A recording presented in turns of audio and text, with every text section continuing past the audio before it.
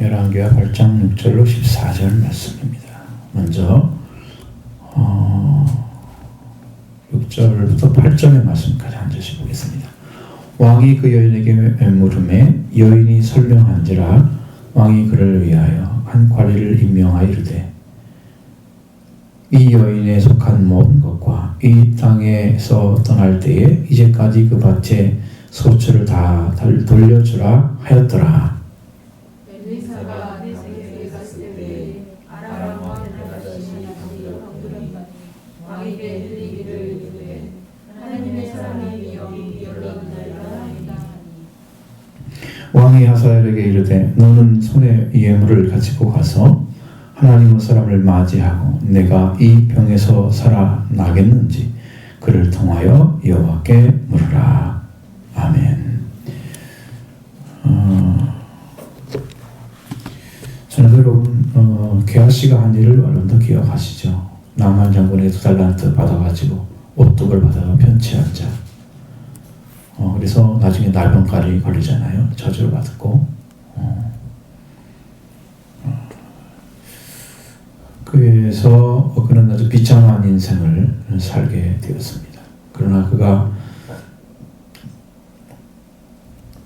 진실한 말로 인해서 이스라엘 왕은 올바른 판정을 내릴 수 있는 근거가 됐죠. 그리고 그 관리는 올바른 조치를 취할 수가 있게 된 거죠. 그 전에 받았던 저주에서 회복된 것을 보여주는 거예요. 우리가 어떤 병이 걸렸다 이런 것은 죽는다는 의미가 아니에요. 고친다는 의미예요. 예수님이 오셨을 때 하시는 일을 보면 다 고치는 일이었습니다. 병든 자를 고치는 일, 약한 자, 그 나머지 또 보면 귀신에 들렸다든지 또 그런 영적인 문제 여러 가지를 다 고치는 것이었어요. 그러니까 주님께 가면 고쳐지는 거예요. 주님의 능력과 권세가 그 심령을 영접하시면서 그를 고쳐주십니다. 그러니까 고쳐주신 역사를 주님이 하십니다. 그러니까 나병 걸린 게하시가 어떻게 이렇게 살아나가지고 이런 말을 할 수가 있었을까? 근데 하나님 앞에 분명히 저주를 받았을지라도 그는 회개를 했을 것입니다. 그러니까 고침받죠. 결단코 하나님 앞에 설 수 있는 길은, 하나님이 그를 인정할 수 있는 길은 그가 자기 잘못을 확실하게 인정하고 그리고 돌아서는 것입니다. 확실하게 돌아서서 하나님이 원하시는 삶을 살아주면 돌아섰음을 알 수 있지요. 뭘로 증명합니까? 말로, 생활로 증명하는 거예요. 그러면 그 사람이 마음에 돌아선 게 하나님도 보시잖아요. 말로만 한 게 아니고 진지한 행함으로 나타냈구나. 그 믿음이 있는 것을 자기는 표현한 것이죠. 그렇기 때문에 믿음과 행함은 같이 간다.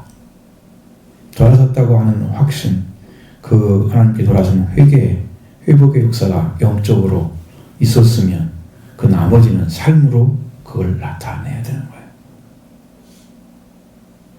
우리의 삶이 왜 미직미직하냐? 그러면 여러분 믿음의 확신이 딱 들어오면 확신을 가진 다음에는 삶으로 딱 들어가게 돼 있어요. 근데 믿음이 딱 서지를 못하는 거예요, 지금. 그러니까 삶이 딱 안 드러나, 밖으로. 이 부분이 지금 약점이에요. 살 수 있는 기분이, 방법은 뭐가 있어요? 하나님께서 여러분을 받으셔서 여러분을 받으신 그 받았다고 하는 증명은 하나님께서 은혜로 구원도 주시고 성령도 주신다. 그러니까 성령은 선물이에요. 성령 선물이에요. 구원도 선물이에요. 하나님이 받으시면 선물을 주시고 받지 않은 자는 선물을 받을 수가 없는 거예요. 그렇죠? 죄사함 받고 회개하고 죄사함 받고 그래서 하나님께 받은 자가 되면 성령은 선물을 주시리니. 그렇죠? 선물을 주시는 거예요. 하나님이 받으시면 회개하고 돌아와서 죄사함 받고 세례 받았다고 했죠. 그래서 하나님께서 받으실 것을 다 하나님께서 해주셔야 문제지만, 하나님과 우리 관계 안에서 이루어져야 할 문제지만, 그 하나님이 우리를 용납하시고 죄도 다 용서해 주시고 돌아왔기 때문에 회개해서, 그리고 하나님께서 예수님의 이름으로 세례를 받고, 그럼 예수의 세례가 들어가야 돼요. 죄 사함을 받으라. 그러면 너에게 성령을 선물로 주시리니, 성령의 선물을 허락해 주시는 거예요. 그렇게 받는 거예요. 근데 그 확증이 여러분에게 탁 들어왔을 때는 여러분이 힘을 얻습니다. 그러니까 뭐가 중요해요? 성령 받는 거. 성령 받는 것이 여러분의 신앙을 가장 확실하게 세울 수 있는 유일한 방법입니다. 성령 받는 것이. 그러니까 내가 확증이 안 생겼으니까, 이 안에 믿음이 꽉 세우지 않으니까 여러분 마음속에서 불확실한 믿음을 가지고 살아가기 때문에 생활이 확실하게 드러내지 못하는 거예요. 여러분, 빛이라고 하면 빛은 나는 빛이다 딱 나타나잖아요. 근데 이제 구름 낀 햇빛 보세요. 나왔다 들어갔다, 나왔다 들어갔다. 성경에 하나님은 뭐라고 써 있는지 아세요? 정오의 빛이라고 써 있습니다. 정오의 빛은 그림자가 없는 빛이에요.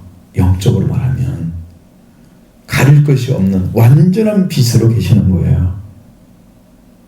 정오의 빛이에요. 그 빛이 와야 그 빛이 온 사람에게만 완전한 빛이 되는 거예요. 우리가.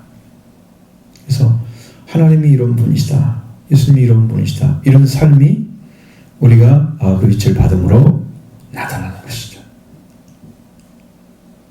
여러분, 분명한 진리를 여러분 안에 받아들였으면 이제는 그것이 확증될 수 있도록 성령을 구하시기 바랍니다.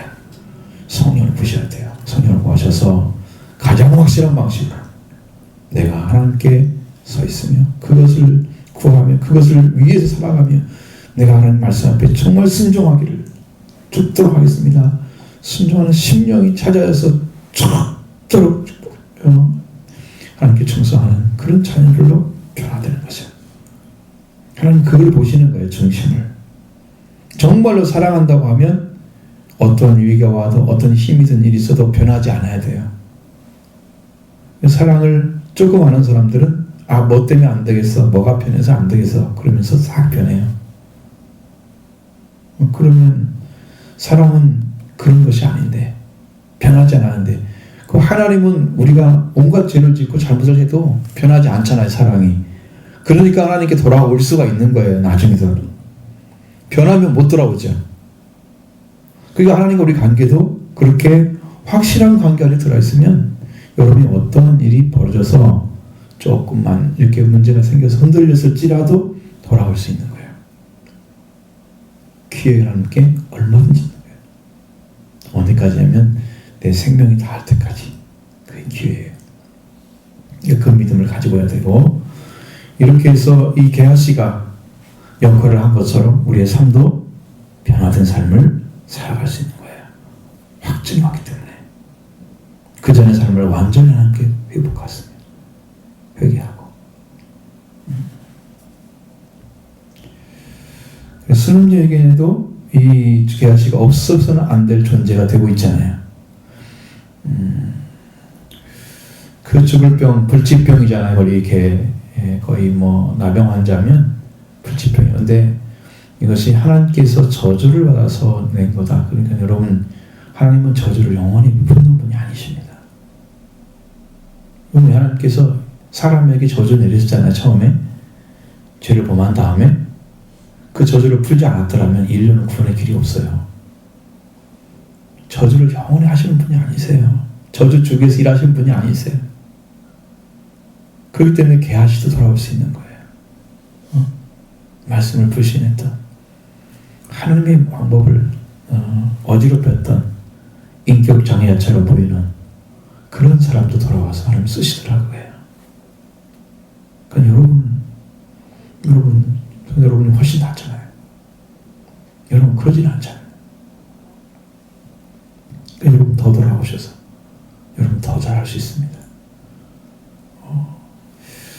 그래서 하나님 역사가 일어났는데, 이제 이 말씀으로 인해서 그 여인은 뭘 찾았어요? 과거의 땅들, 과거에 이제 얻지 못했던 그런 모든 곡식과 거기에 들어간 것들 다 얻었잖아요. 얼마나 놀라운 은혜가 임했습니까? 그죠? 하나님의 사람을 통해서 일하신 것입니다.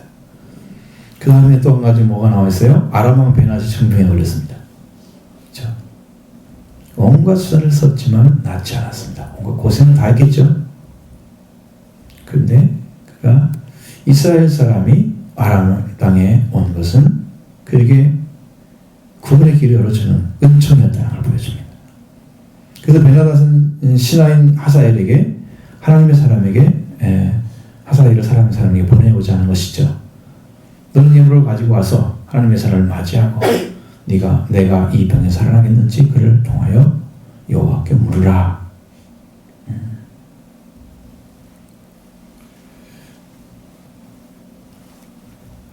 여러분 이게 뭘 하는 거예요?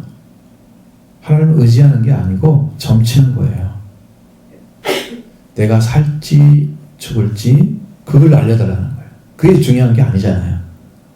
이 사람은 중병이면 지금 사는 게 문제지요. 죽느냐 사느냐 아는 게 문제 아니잖아요.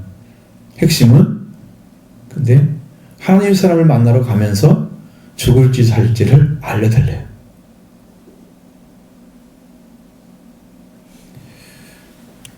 그것이 아니죠. 불치의 병이라도 하나님은 고치는 능력이 있는 거예요. 여러분 사람이 병이 없어도 죽는 확률이 있습니다. 그러니까 생명은 누구한테 달린 거예요? 하나님한테 달린 것입니다.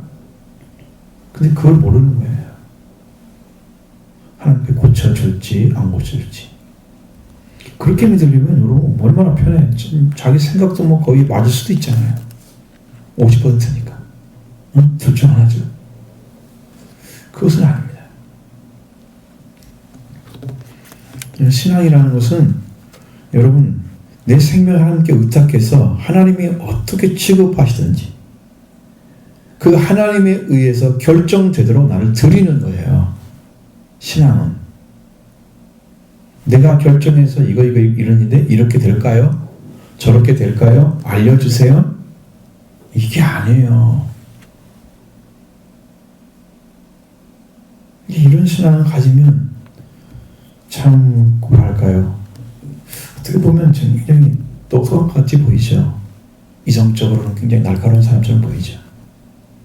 근데 완전한 불신입니다. 영적인 데서는요 전혀 도움이 안 되는 그 가운데 있는 것입니다. 하나님께서 말씀해서 하나님이 말씀 한마디면 그의 병도 고침받고 그의 영혼도 구원받습니다. 이 말씀을 들어야지요. 이 말씀을 찾아야 돼. 그러니까 사람에게 방법이 없는 거예요. 사람에겐 그 사람이 생각한 사고를 가지고 뭐 말씀을 생각하고 판단하고 하나님께 나오고 자기 거 알려달라고 그것이 목적이 아니라는 것을 모르는 거죠.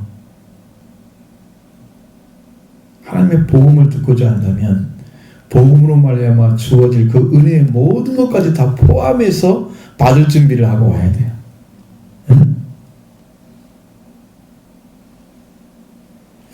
여러분도 예수님을 받아들일 때 어디까지 받아들였는지 모르겠어요.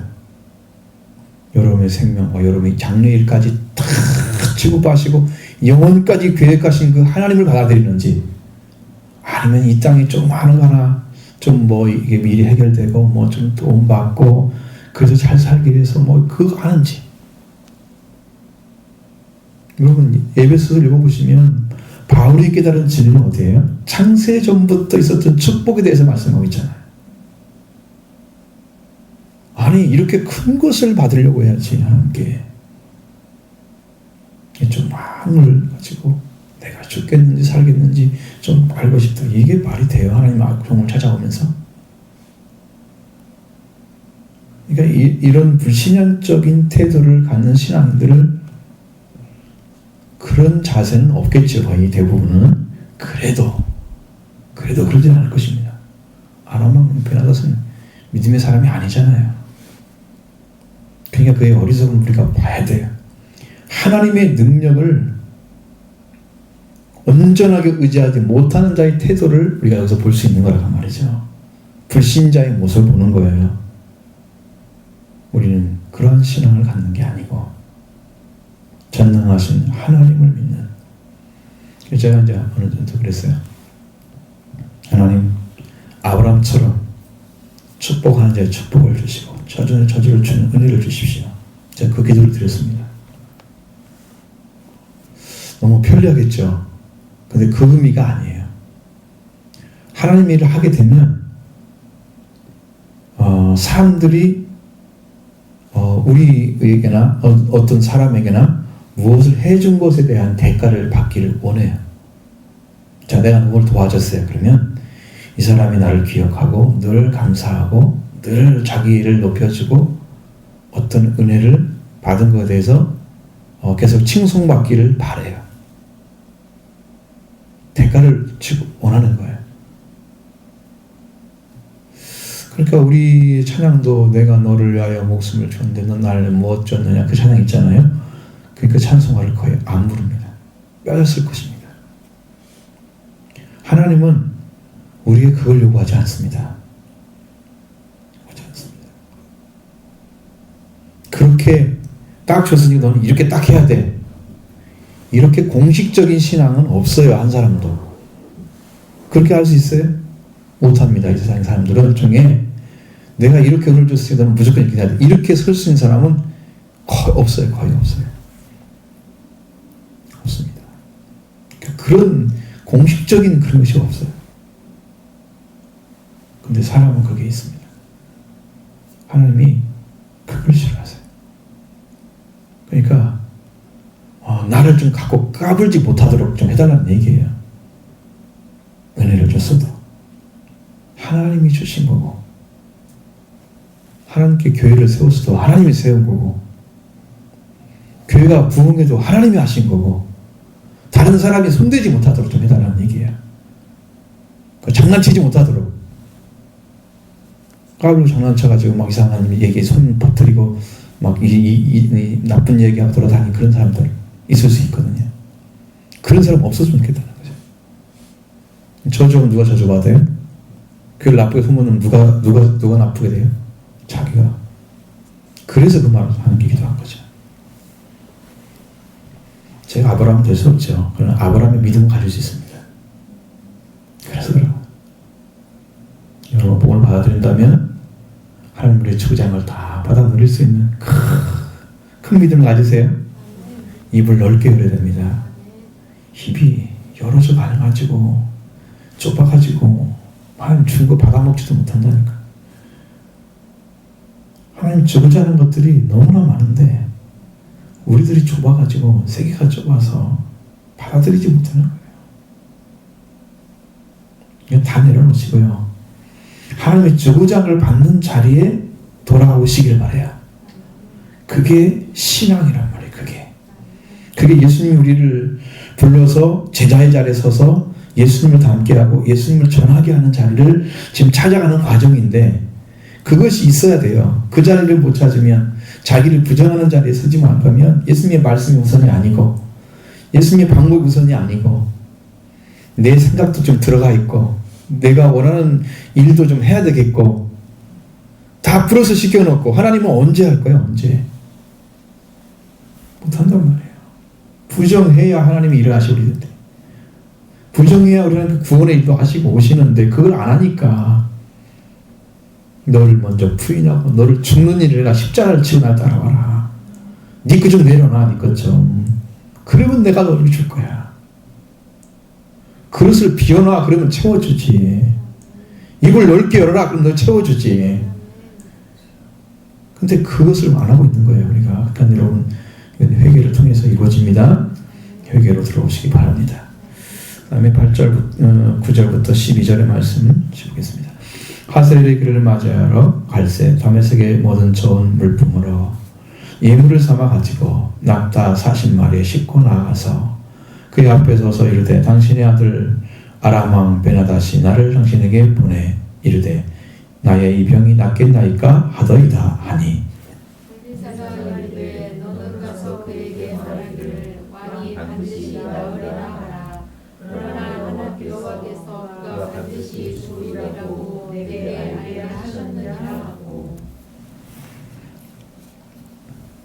하나님의 사람이 그가 부끄러워하기까지 그의 얼굴을 쏘아보다가 우니. 하사엘이 이르되 내 주여 어찌하여 우시나이까 하는지라. 대답하되 내가 이스라엘 자손에게 행할 모든 악을 내가 알리라. 내가 그들의 성에 불을 지르며 장정을 칼로 죽이며 어린아이를 해치며 아이의 면류를 가르리라 하니. 아멘. 자, 베나다시 하사엘을 보냈잖아요. 엘리사에게요. 그리고 어떻게 되냐고 물어보니까 왕이 반드시 나으리라 하라. 그러나 여호와께서 그가 반드시 죽으리라고 내게 알게 하셨느니라. 여러분, 이게 죽는 것 사는 것 다 하나님이 하시는 거죠. 아무리 건강해도 죽을 수가 있고요. 굉장히 오랫동안 고생을 해도 늦게 오래까지 사는 분이 있어요. 그러니까 그건 누구야 할 수 있는 것이 아니에요. 좀 구원의 기회가 많은 거예요. 늦게 죽는 사람들은. 근데 고생을 많이 한 사람들은 빨리 데려가는 경우도 있어요. 그건 하나님께 달려있어요, 생명은. 자, 이것이 문제가 뭐냐면 병이 낫는다는 거고요, 죽는다는 거 두 가지를 말씀하신 거예요. 여러분, 병이 나오면 죽어야 돼요, 살아야 돼요? 살아야 되죠. 근데 병이 났는데 죽는데요. 이게 뭔 말이에요, 도대체? 병이 나왔으면 장수하리라 이렇게 말씀해줘야 맞잖아요. 근데 병이 나왔는데 그가 반드시 죽는다고 여기서 말씀하시다. 이건 뭘 얘기하냐면 병 고침이 문제가 아니라는 거예요. 하나님께는. 병은 낫겠지. 너는 죽어. 그럼 병 나고 죽으면 뭐예요? 그 죽음이 더 얼마나 그 생명이 멸망에 들어가는데. 여러분, 병 고생할 수 있잖아요.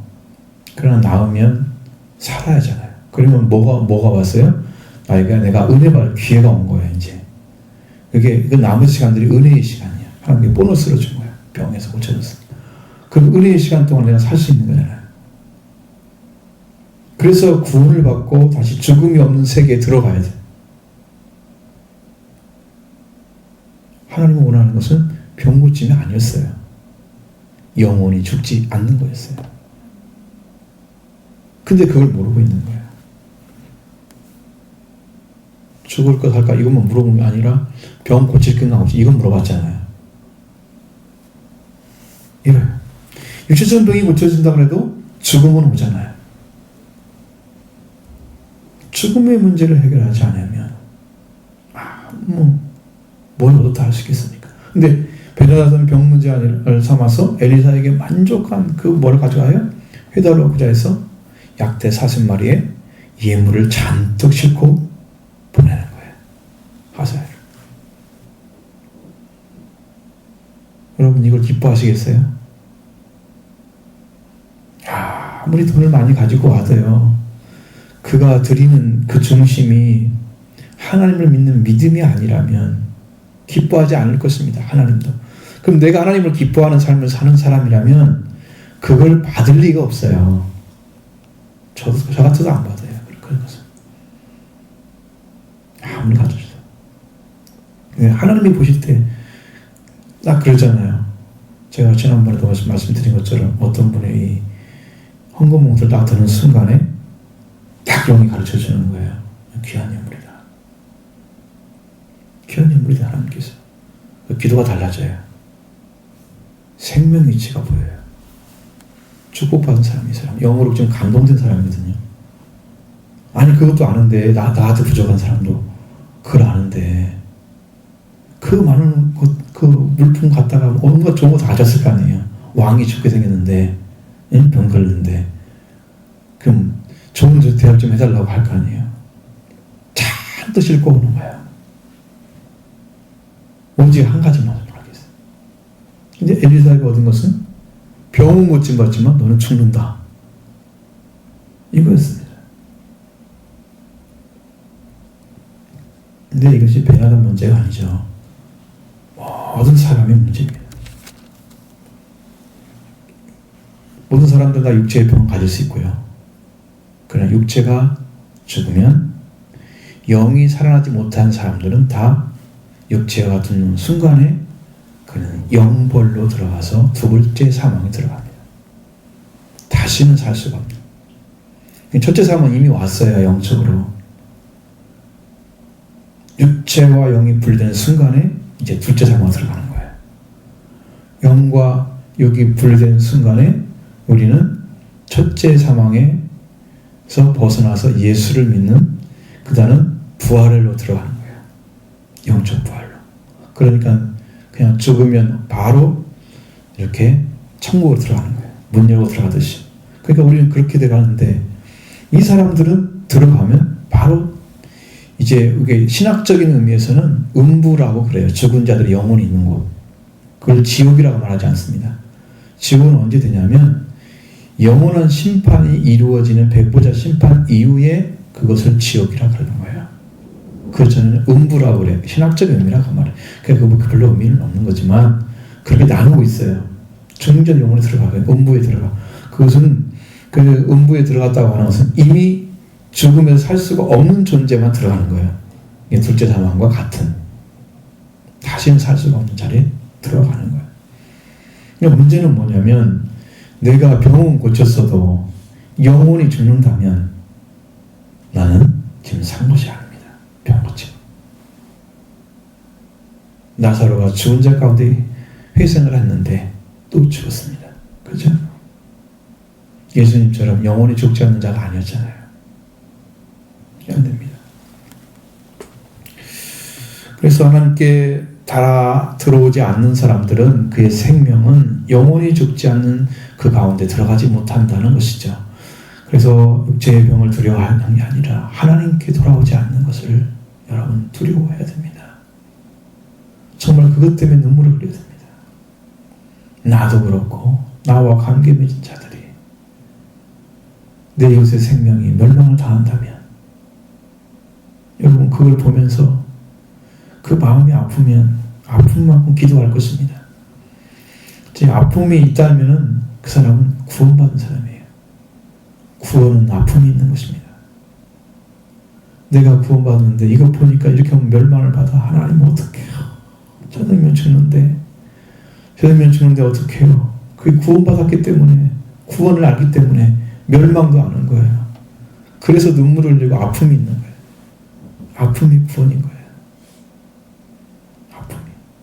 아픔이 없는 것은 나도 구원이 없기 때문에 내가 저 생명 받아 아프지도 않고 멸망받은 받을 줄 모르는데 그냥 어떻게 되겠지 그냥 그렇게 평범하게 놔두고 살아가는 아무런 걱정이 없는 것처럼 이런 삶을 살아가면 안 된다는 거죠. 우리는 육체의 병을 두려워하지 말고 하나님께 불순종하는 영원한 죽음에 이르는 병을 두려워해야 됩니다. 엘리사는 베나다시 보낸 하사엘이 어떤 인물인가를 알고 있었지요. 그래서 군왕 베나다스를 배반하고 아람 왕이 돼서 나중에 아주 악한 온갖 악한 일을 행할 것을 다 하나님의 계시로 받았습니다. 그래서 엘리사가 하사엘이 부끄러워하기까지 쏘아보다가 드디어 울고 울었습니다. 여러분 하나님이 다 계획 속에 들어있잖아요. 계획 속에 들어있습니다. 악한 자도 적당한 날에 쓰기 위해서 있는 거예요.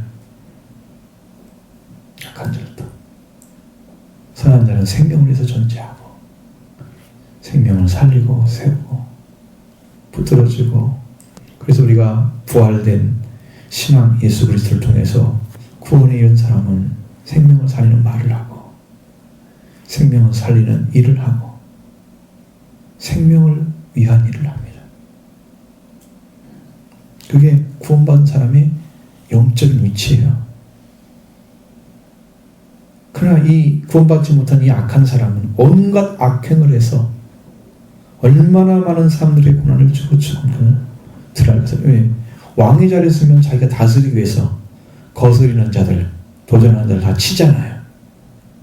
왕의 자리에 있으면. 그러니까 높은 사람이 덕을 베푸는 것이 훨씬 쉬워요. 근데 대부분의 사람들은 높은 자리에 올라가면 자기 밑에 모두 굴복시키기 위해서 권력을 사용해서 사람을 지배합니다. 사랑으로 지배하면 사람들이 말을 더 잘 들어요. 근데 그렇지 않습니다. 왕이 그런 어미를 보여주지 않으면 사람들이 왕을 얕볼 것입니다. 신하들이 그렇게 하죠. 그래가지고 점점 더 악해지고 방법을 강력하게 쓰다 보니까 그 악을 행하게 되는 거예요. 엘리사의 심정에도 격한 갈등이 일어났을 것 같습니다. 머지않아서 이스라엘 공격을 백성들을 공격해서 온갖 잔혹한 행위를 행할 그 장본인을 지금 엘리사는 눈앞에 보고 있는 거잖아요. 그를 칠 수 있는 방법이 있었으면 좋았을 테지만 그것도 아닌 것 같습니다. 단숨에 쳐서 그냥 죽여버리면 좋겠는데 그것도 하지 못했어요. 그 아픔이 컸을 것입니다. 자, 이것은 하살에 대한 인간적인 마음이 아니고 하나님의 뜻임을 알고 그는 올 수밖에 없었던 것이죠. 그를 처단하는 게 목적이 아니었다는 걸. 그래서 엘리사의 눈물은 이스라엘을 위하여 하나님께 복종하는 그런 자만이 흘릴 수 있는 진정한 눈물입니다. 우리도 그런 심령을 찾아야 되는 거예요. 교회를 보고 울고 가정을 보고 울고. 그래서 하나님이 정말 그 가운데 계셔서 반드시 구원의 은총을 주시고 주부의 길을 걷게 하셔서 하나님의 영광 속에 들어가는 모든 자녀가 되기를 위해서 여러분 정말 힘을 다해서 기도해 주시기 바랍니다. 생명이 멸망받으면 다시는 돌이킬 수가 없습니다. 정말 그 아픔이 있어야 됩니다. 아마 그렇게 길을 찾아가는 사람들은 저는 어렸을 때 왜 그런지 모르겠어요. 어렸을 때 이렇게 어렸을 때 고등학교 때 그렇게 엄마 아버지 돌아가시면 멸망당하는데 어떡하냐고 막 눈물 흘리면서 기도했던 기억이 지금도 나요. 어떻게 그랬을까 그런 생각이 들어요. 순수해서 그렇겠죠. 생명을 사랑하는 마음이 아주 작게 남아 있었기 때문에 그런 것 같아요. 자, 13절로 14절 말씀 보겠습니다. 하사엘이 이르되 당신의 개 같은 종이 무엇이기에 이런 큰 일을 행하오리까 하더라. 엘사가 대답하여 여호와께서 대답하되 여호와께서 네가 아람 사람 왕이 될 것을 내게 알게 하셨느니라 하더라.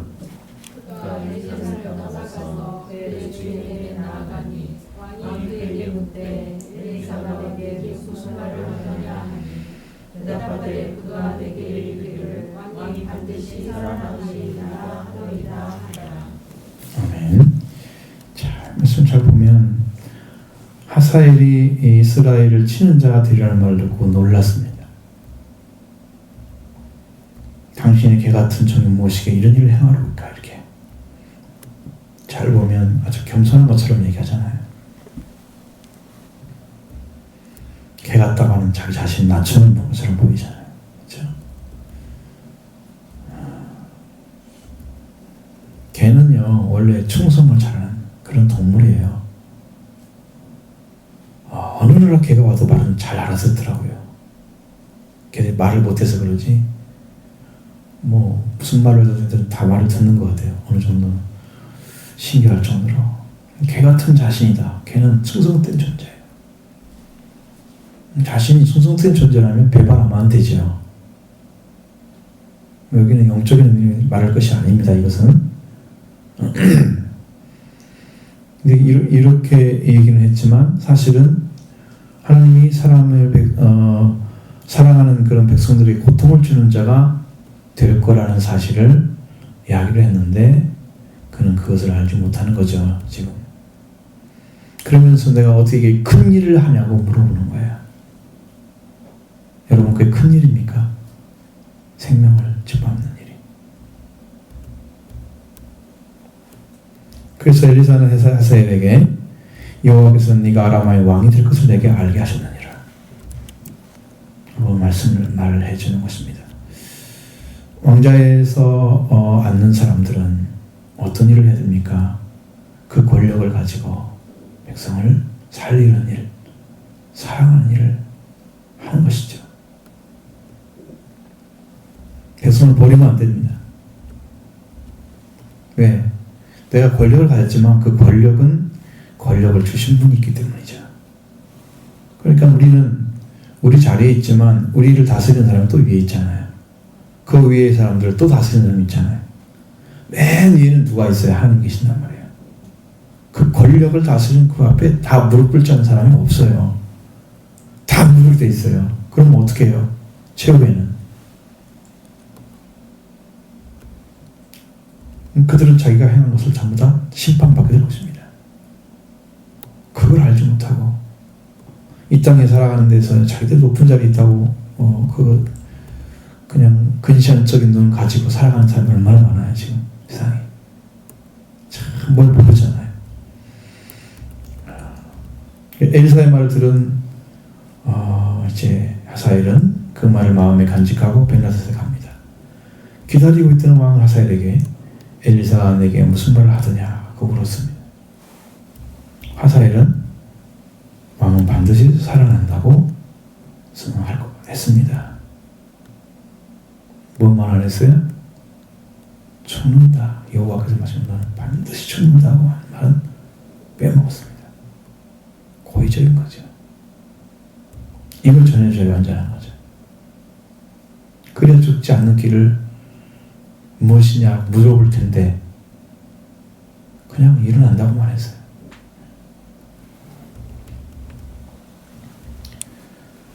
참 이게 이거예요.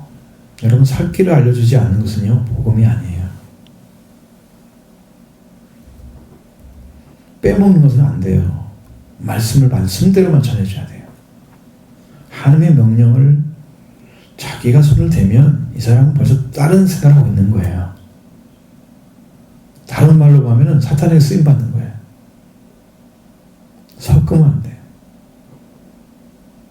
오늘 우리 한국 정치가 저는 앞날이 안 보이는 게 뭐냐면 너무 정치적이야. 다 섞어서 얘기하는 것 같아요. 누구 말이 맞는지 모르겠어요. 너무 암흑이야. 지지할 수가 없는 사람을 맞는 것 같기도 한데 또 틀릴 것 같기도 하고 다른 사람은 또 다른 얘기하고 자기 일만 잘하면 될 텐데 그렇게 어지럽게 했는지를 참 너무 가슴이 아픈 일도 많고 안 보여요. 안 보입니다. 왜? 있는 그대로 방송들이 좀 파헤쳐가지고 보내진 것도 아니고 전부 지금 방송이 통제받고 있잖아요. 그래서 자기 정권이 원하는 말만 해주는 거예요. 사람들은 그것이 자꾸 들려지면 그게 진짜인 줄 믿어버려요. 나중에는 생각도 않고 그냥 흘러가는 거예요. 그 우리를 길들이게 하는 거예요, 지금 방송. 답답하죠. 상황이 이렇게 되어 있어요. 이게 있는 것을 있다고 하지 않으면 그들은 거짓말하고 있는 거잖아요. 그리고 그렇다고 그 반대에 자기가 원하지 않는 말을 하는 그 기자들은 어떤 마음이겠어요? 참 답답한 심령이 있죠. 근데도 아무 말도 못하고 그냥 그대로 진행해. 만약에 다른 것을 취재하고 오면 아마 그게 잘릴 것입니다. 아니면 대부분 많이 빼내고 조금만 전달하거나 아주 적게. 그러니까 진짜 진실은 아무도 몰라요. 그런 거예요. 자, 하나님께서 반드시 죽으라고 하신 말씀 벤하닷은 탄식하면서 하나님의 사람 엘리야에게 도움을 청했을지도 몰라요. 죽는다고 했으면. 근데 아무 말도 안 하잖아요. 엘리사가 구원을 청하면 죽은 자 살리신 하나님의 능력이 벤하닷을 살려낼 수 있을 것입니다. 그 권세를 사용할 수 있는 기회를 안 주는 거예요, 하사엘이. 그러니까 하사엘은 벤하닷에게 죽음의 선고를 하지 않은 것은 그냥 왕을 넌 빨리 죽어라 그 말이에요. 넌 더 이상 살면 안 돼. 왜? 내가 왕이 되니까. 진실되지 못한 신하를 두는 왕은요 불행합니다.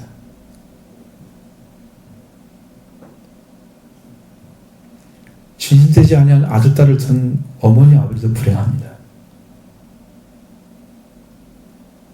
하나님은 어떻게 했어요? 진실되지 아니한 종들을 많이 가지다면 하나님이 일을 못합니다. 하나님 뜻을 이루기 위해서. 우리는 거짓말하지 않고 성경에 있는 진리를 그대로 믿고 따라가야 합니다. 그랬을 때 하나님이 결론을 내리시는 거예요. 그랬을 때 하나님이 구원의 은총도 하나님이 선물도 다 주시고 능력도 다 행하시고 그 가운데 임재해서 일을 하시는 거죠. 성경대로 믿고 성경대로 사는 것인데 그게 말처럼 되어지지 않잖아요. 우리 안에. 그렇죠? 반드시 우리는 뭘 알아야 되냐 하니까 죽음의 선고의 말을 들어야 됩니다. 너는 살 것이다만 알면 안 돼요. 우리는 살기 위해서 일하고 있는 것을 보면 사실은 우리는 죽어가고 있습니다. 아이들도 자라면 25살부터 늙는데나 1%씩 조금씩 안 보이니까 앉는 것처럼 보이지만 25살 이상 넘어가면 다 늙는데 늙기가 훨씬 많아가지고 늙는 시간이 훨씬 길어요. 자라는 시간보다. 그렇습니다. 그래서 죽어가고 있는 것입니다. 사람은. 계속 더 안 좋아지고 죽어가는 몸이 약해지고 언젠가는 죽게 될 것입니다. 몸이. 그건 자연이치죠. 그 범죄한 인간이 가지고 있는 몸이에요. 그게. 그런 관계에 있어요. 그러니까 우리는 죽고 있는 것을 인정해야 됩니다. 그러니까 몸이 죽을지라도 영원히 사는 길을 찾았어야지. 그래야 안전한데 이 심령을 잘 모르면 그냥 육신의 문제 해결하고 병든 거 고치고 그냥 여기 조금 좋은 일 벌어지면 하는 분이니까 살고 있다 하신 아우 축복받았다고 막 이러면서 그걸로 만족하는 장래일을 보지 못하고 그 영광을 찾지 않는 거예요. 앞에 있는 일을 위해서 다른 사람에게 작은 그냥 인정받고 조금 사랑받고 이런 일을 위해서 많이 일한단 말이에요. 우리는 영원토록 살아계신 하나님을 향해서 그 하나님의 영광을 받으시기를 그 하나님의 영광을 구하는 자가 되기를. 여러분 이스라엘 민족들이 예수님 왔을 때도 그들은 하나님의 영광을 구하지 않았더라. 하나님의 영광보다 자기 영광을 더 귀하게 여겼더라. 다 그렇게 반대로 살았습니다. 멸망의 자신들이죠.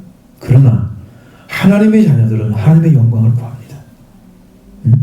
하나님이 우리에게 어떤 분인데 그 위치를 분명히 알기 때문에 하나님의 영광을 구합니다. 자, 여러분의 말씀을 들었으면 변하다처럼 이런 죽음의 말을 듣지 않고 살 것만 들은 반쪽짜리 복음을 듣고 여러분 그 하사엘에게 배반당하는 그 모습을 보면 여러분 진실치 못한 자와 함께 있는 자는 불행하죠. 그렇습니다. 그러니까 우리를 영원히 배반하지 않고 우리를 영원히 사랑하신 하나님과 함께 있는 것만이 축복인 거예요. 변하지 않는 것과 함께 살아야 됩니다. 변하는 것은 진리가 아닙니다. 변하지 않는 걸 가져야 돼요. 그래서 우리는 그런 심령과 삶을 구하고 하나님 은혜를 구해서 우리도 아버지 앞에 거짓이 없이 진실하기를 티 없이 거짓 없이 사랑하는 자녀가 되기를 여러분 구해야 됩니다. 나를 낮추고 하나님께서 주시는 자리 은혜의 자리를 찾으시면 오늘 이 시간도 성령께서 오셔서 여러분의 은혜를 베풀어 줄 걸 믿습니다.